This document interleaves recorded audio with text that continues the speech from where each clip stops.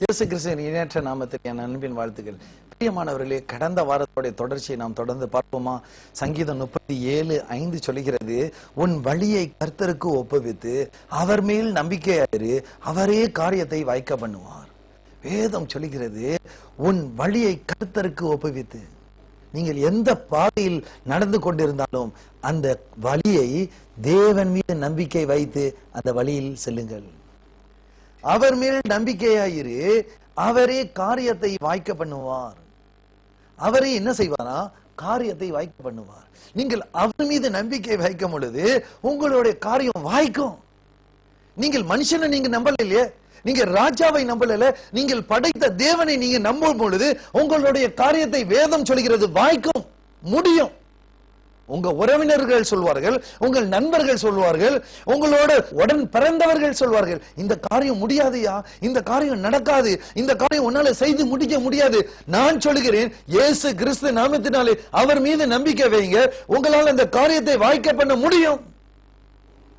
கர்த்தரை நம்புகிறவர்கள் பாக்கியவான். ஆண்டவரை மீது நீங்கள் நம்பி அந்த காரியத்தை நீங்க செய்யும் பொழுது அந்த காரியம் முடியும். ஆனா நீங்க அந்த காரியத்தோடைய வழியை ஆண்டவருக்கு முன்னாலே தெரியப்படுத்துங்க.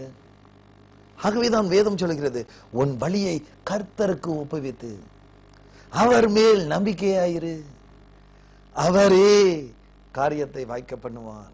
யார் அவர்? அவரே உன் காரியத்தை வாய்க்க பண்ணுவார். அந்த படைத்த தேவன் அந்த காரியத்தை வாய்க்க பண்ணுவார் என்று வேதம் சொல்கிறது.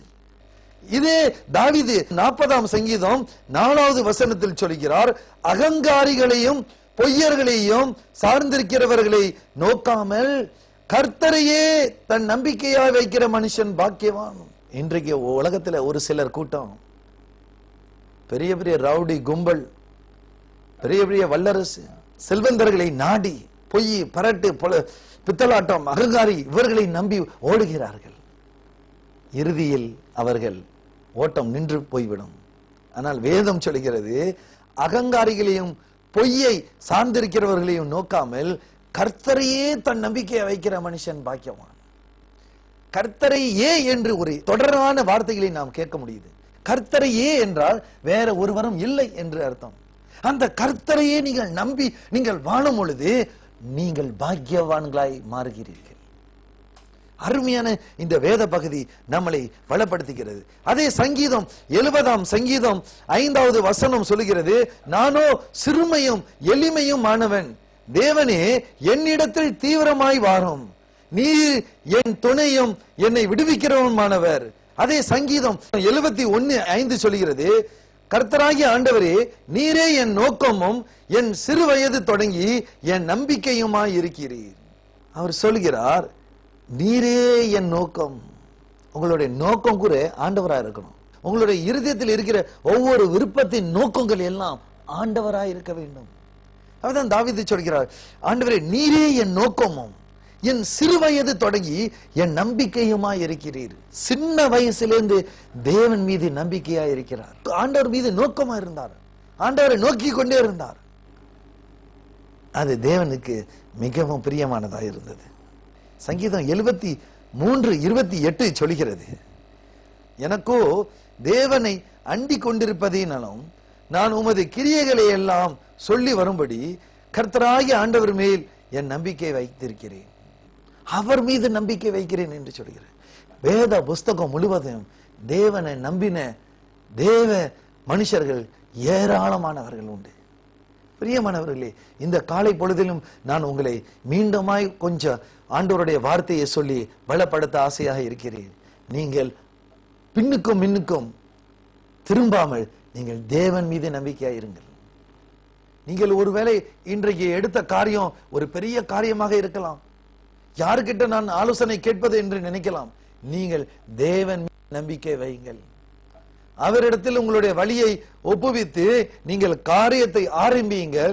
ஆண்டவரை வைராக்கியமாய் நம்புங்கள், ஆண்டவர் காரியத்தை வாய்க்க பண்ணுவார்.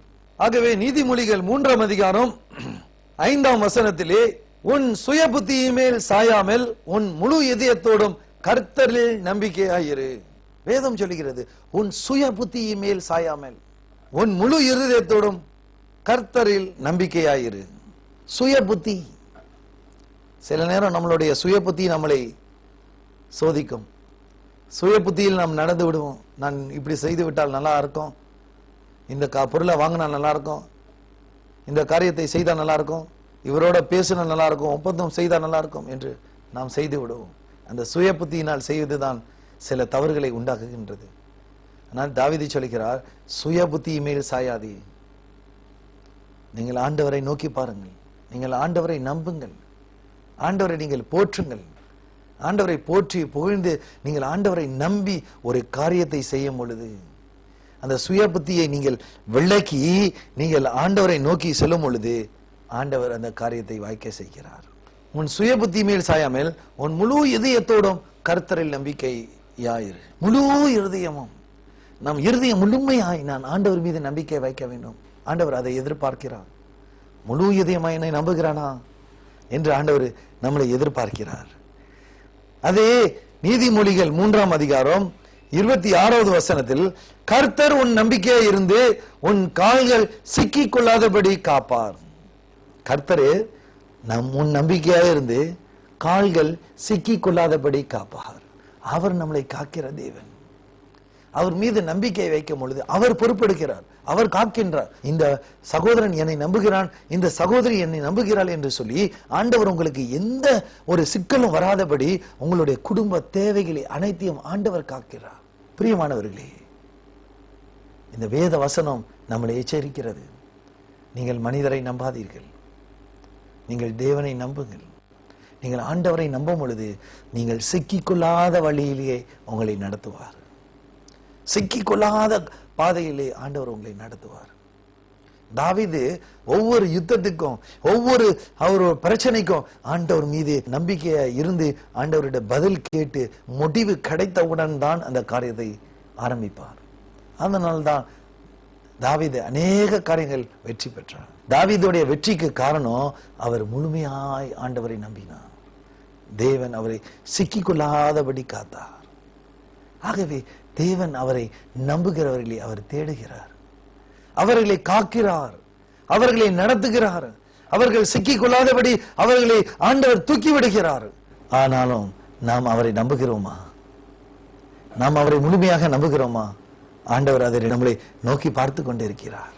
ஆகவே எரேமியா 17ஆம் அதிகாரம் 5ஆம் வசனத்திலே நாம் பார்ப்போம், மனுஷமே நம்பிக்கை வைத்து மாம்சமானதை தன் புயபலமாக்கி கொண்டு கர்த்தரை விட்டு விலகுகிற இருதயமுள்ள மனுஷன் சபிக்கப்பட்டவன் என்று கர்த்தர் சொல்லுகிறார்.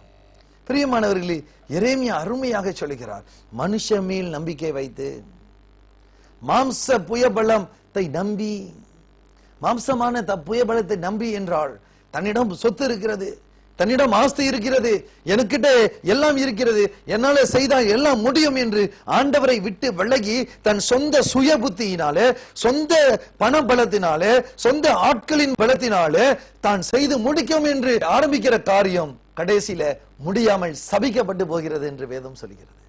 ஆனால் மாறாக 7வது வசனத்திலே எரேமியா சொல்லுகிறார், கர்த்தர் மேல் நம்பிக்கை வைத்து கர்த்தரை தன் நம்பிக்கையை கொண்டிருக்கிற மனுஷன் பாக்கியவான். கர்த்தர் மீது நம்பிக்கை வைக்கிற மனுஷன் பாக்கியவான். அந்த நம்பிக்கைக்கு பின்னால ஒரு ஆசீர்வாதத்தை ஆண்டவர் கொடுக்கிறார். 8ஆம் வசனம் சொல்லுகிறது, அவன் தண்ணீர் அண்டையில் நாட்டப்பட்ட கால்வாய் ஓரமாக தன் வேர்களை விடுகிறதும், உஷ்ணம் வருகிறதை காணாமல் இலை பச்சையாயிருக்கிறதும், மழை தாழ்ச்சியான வருஷத்தில் வருத்தமின்றி தப்பாமல் கனி கொடுக்கிறதுமான மரத்தை போல் இருப்பான். பிரியமானவர்களே, இந்த ஆசீர்வாதம் உங்களுக்கும் எனக்கும் கிடைக்க போகிறது. என்ன ஆசீர்வாதம்? அவன் தண்ணீர் அண்டையிலே நாட்டப்பட்ட மரம், காவாய் தண்ணீர் ஓரத்திலே நாட்டப்பட்ட மரம். இலை எந்த நேரம் பார்த்தாலும் பச்சை பச்சைன்னு இருக்கும், எல்லா நேரங்களிலும் கனி கொடுக்கிற மரம். ஆகவேதான் இந்த கனி கொடுக்கிற மரமாக, பச்சை பச்சையாக இருக்கிற இந்த மரமாக, எப்பொழுதும் தண்ணி குறையாத காவால் ஓரம் நடப்பட்ட மரத்தை போல நீங்கள் கர்த்தரை மாத்திரம் நம்பினால் இந்த ஆசீர்வாதங்கள், இந்த செழிப்புகள், எல்லா பசுமைகள் உங்கள் குடும்பத்துக்கு வந்து சேரும் என்று இயேசு கிறிஸ்து சொல்லுகிறார். ஹல்லேலூயா. சங்கீதம் 23:2 சொல்கிறது, புல்லுள்ள இடங்களிலே மேய்த்து அமர்ந்த தண்ணி என்று நடத்துகிற தேவன். அவரை நம்பும் பொழுது, அவர் நடத்துதல் வித்தியாசமாக இருக்கும், ஆச்சரியமா இருக்கும். உங்களை கொண்டு போவார். நீங்கள் படிப்பு இல்ல, அறிவு இல்ல, பணம் இல்ல, பொருள் இல்ல, பதவி இல்லை என்று சொல்லலாம். கர்த்தரை நம்பினால் போதும், அவர் உங்களை அழைத்து செல்வார். அவர் உங்களை உன்னதத்தின் உயர்வுக்கு கொண்டு போய் சேர்வார். அநேக நாடுகளுக்கு கொண்டு போவார். உங்களை ஊழியனாய் மாற்றுவார். உங்களை ஆண்டவருக்கு பிரியமான பாத்திரமாக மாற்றுவார். ஆகவேதான் எரேமியா 17ஆம் அதிகாரம் 13வது வசனத்திலே சொல்கிறது, இஸ்ரவேலின் நம்பிக்கையாகிய கர்த்தாவே, உம்மை விட்டு விலகுகிற வெட்கப்படுவார்கள். அவர்கள் ஜீவனுள்ள தண்ணீரின் ஊற்றாகிய கர்த்தரை விட்டு விலகி போனபடியினால் உம்மை விட்டு அகன்றவர்களின் பெயர் புழுதியில் எழுதப்படும் என்று சொல்கிறது. ஆண்டவரை நம்பிக்கையாகிய அந்த ஆண்டவரை விட்டு விலகி போனவர்களுடைய எல்லாருடைய பெயரையும் புழுதியில் எழுதப்படும் என்று சொல்கிறது. பிரியமானவர்களே, நாம் ஆண்டவரை நம்பும் பொழுது வேதம் சொல்லுகிறது, அவர் ஜீவ புஸ்தகத்தில் எழுதப்படுகிறோம். அவருடைய ஜீவ புஸ்தகத்திலே நாம் வரையப்படுகிறோம், எழுதப்படுகிறோம். எத்தனை சந்தோஷமான ஆண்டவருடைய வார்த்தை. ஆகவே இந்த நிகழ்ச்சியை பார்த்து கொண்டு இருக்கிற உங்களுடைய நம்பிக்கையை சற்று கூட திருப்பாமல் நீங்கள் ஆண்டவர் மீது நம்பிக்கையை வைங்கள். இன்றைக்கு எடுத்த காரியத்தில் நீங்கள் ஜெயம் பெற, நீங்கள் வெற்றி பெற நீங்கள் ஆண்டவரை நம்புங்கள். ஆண்டவர் கட்டாயம் உங்களை ஆசீர்வதிப்பார். நீங்கள் பச்சை போன்ற அந்த ஆசீர்வாதங்களை பெறுவீர்கள். நீங்கள் உயர்வை காண்பீர்கள், நீங்கள் மேன்மையை காண்பீர்கள். நீங்கள் காவாய் ஓரமாக நாட்டப்பட்ட மரத்தை போல செழிப்பான ஆசீர்வாதங்களை கொடுப்பார். நாம் ஆண்டவரை நோக்கி பார்ப்போம், ஜீவிப்போம். அன்பான தேவா, அருமை இரட்சகரே, ஆவியானவரே, இந்த காலை பொழுதுக்காக நான் உம்மை நன்றியோடு ஸ்தோத்திரிக்கிறேன். அப்பா, கர்த்தரை விட்டு விலகுகிற இருதயம் உள்ள மனுஷன் சபிக்கப்பட்டுவான். கர்த்தரையே தன் நம்பிக்கையை கொண்டிருக்கிற மனுஷன் பாக்கியவான்.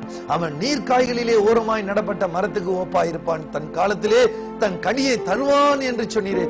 அவன் இலை உதிராதிருக்கிற பச்சை பசுமை போன்ற ஆசீர்வாதங்களை பெறுவான் என்று சொன்னது போல இந்த நிகழ்ச்சியை பார்த்து கொண்டிருக்கிற ஒவ்வொருவருடைய உள்ளத்திலையும் ஆண்டவரே அந்த நம்பிக்கையை அதிகமாக்கிறோம். ஆண்டவரே, அவர்களுடைய வாழ்க்கையிலே அந்த பசுமைகளை காண செய்யும், ஆசீர்வாதங்களை காண செய்யும். ஆண்டவரே, தண்ணீர் பற்றா குறையான அந்த ஆசீர்வாதங்களை கொடுப்பீராக, உயர்த்துவீராக, மேன்மைப்படுத்துவீராக, கனப்படுத்துவீராக. எல்லா துதிக்கான மகிமையும் உமக்கு செலுத்துகிறோம். இயேசு கிறிஸ்துவின் இணையற்ற நாமத்தில் ஜெபிக்கிறோம் பிதாவே, ஆமென்.